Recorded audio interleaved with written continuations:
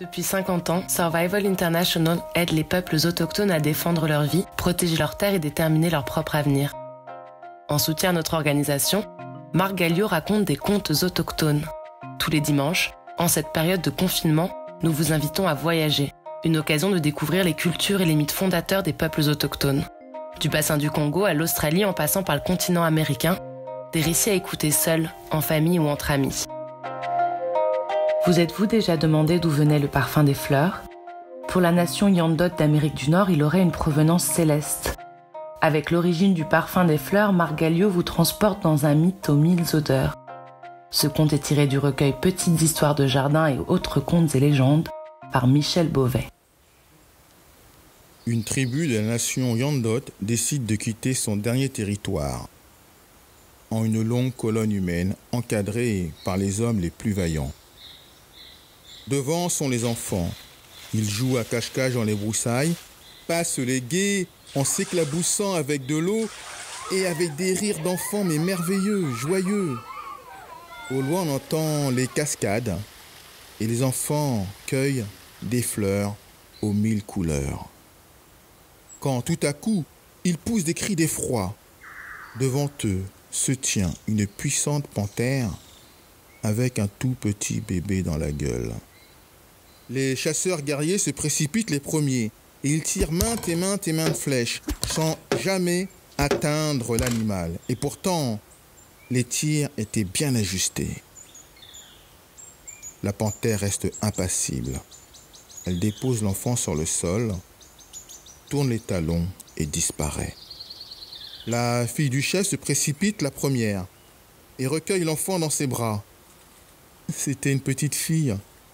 Elle était nullement apeurée, elle souriait, elle était habillée de perles enfilées dans des piquants de porc-épic. Lorsque la tribu Yandot est arrivée près d'un lac, le village a été monté et tout naturellement, la fille du chef a recueilli la petite fille dans son tipi. Elle grandissait plus rapidement que les autres. Elle sortait et le soir, lorsqu'elle revenait, elle avait toujours un bouquet de fleurs à la main. Alors la fille du chef l'a nommée Sit Ama, ce qui veut dire celle qui porte une fleur. Ça n'empêchait nullement de jouer avec les autres enfants. Elle passait de tante en tante, elle était aimée de toute la tribu. Elle recevait toute leur affection. Malheureusement, un soir, la fille Sit Ama est tombée malade, gravement malade. La fille du chef la veillait nuit et jour, et ceux qui connaissaient les herbes qui guérissent lui prodiguaient leurs meilleurs remèdes. Mais rien n'y a fait. Un soir, Sit Ama est morte. Et la voici maintenant sur la route du village des morts. Et en chemin, elle rencontre une femme qui lui dit « Je suis femme tombée du ciel et je suis ta mère. C'est moi qui ai envoyé la panthère te déposer dans le monde d'en bas pour que la fille du chef puisse te recueillir. » Sit Ama dit à femme tombée du ciel « Écoute, avant de partir définitivement dans le village des morts, j'aimerais faire un cadeau à la tribu qui m'a recueilli. » Alors femme tombée du ciel lui dit « Ben justement, c'est pour cela que je t'ai envoyé. Vois-tu l'arbre de lumière là-bas ?» La fille répond « Oui. » Eh bien, tu vas aller chercher les 1000 odeurs de l'arbre de lumière. Femme tombée du ciel lui donne un sac. Sit Ama se dirige vers l'arbre de lumière et elle remplit son sac de toutes les odeurs de l'arbre de lumière.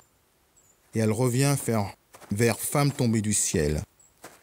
Alors femme tombée du ciel convoque un tout petit oiseau, le colibri, et lui dit « Veux-tu emmener Sit Ama dans le monde d'en bas ?» L'oiseau répond « Oui ». Aussitôt, Sit Ama monte sur l'oiseau et elle devient aussi légère que la grâce des fleurs qu'elle aimait tant et aussi gracieuse qu'un rayon de soleil. Et voici que Colibri et Sit Ama descendent dans le monde d'en bas et vont de fleur en fleur.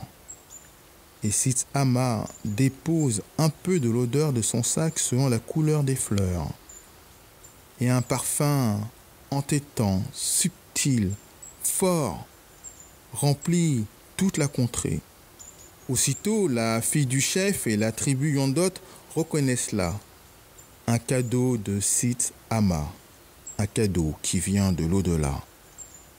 Quand les fleurs de montagne, des collines, de la plaine ont reçu leur parfum et leur délicieux arôme, Sith Ama est retournée là où elle devait aller définitivement, et le colibri est resté parmi nous, et il se délecte de fleur en fleur de tous les nectars.